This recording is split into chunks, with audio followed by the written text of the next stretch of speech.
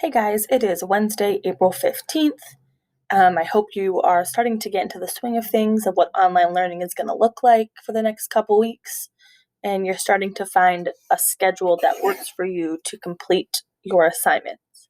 As you can see in this lesson, we're going to review food chains and food webs. That's the last thing we talked about before we had to leave the building. Don't forget that you can contact me every day from 1:30 to 2:30 in my office hours. My email address is here. Again, if you haven't already, follow me on Instagram. I post reminders there every day, posts about stuff that can help you. And on the right-hand side here are your other teacher's office hours. Okay, your learning target today was telling you that you could know about food chains and food webs, and I asked you a question about what the difference is between those.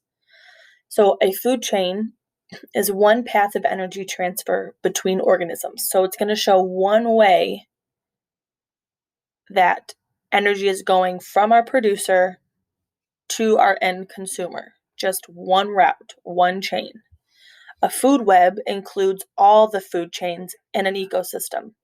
So that means it's going to show every way that every animal in an ecosystem is getting eaten by something or is eating something. It's a big web, like a spider web. You had 3 do now questions. The first one asked about the definition of producer and an example.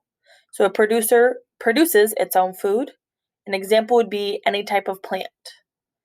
What happens to a food web if the producer is damaged or taken away? So the food web will fall apart because the producers are the main source of energy. If there is no grass or plant there, there will be nothing for our primary consumer to eat. What is the purpose of a decomposer? A decomposer eats dead plants and animals, and it puts those nutrients back into the soil to help plants grow and continue to grow. Today, and for a couple days, we're going to be using Google Worksheets like this.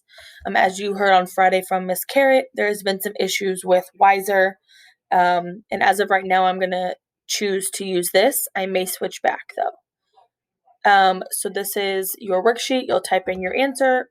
You'll hit next. One thing I do want to say about this, and you will see this when you log on, is that if you leave this document and come back to it later on, it does not save your work. It's not like a Google Doc where you can just type and it automatically saves. So either leave this open if you don't want to continue working on it at that moment, or you're going to have to complete it all in one sitting. Also at the end, make sure you hit submit. It'll be at the end, so it turns in and I can grade it for you and give you some feedback.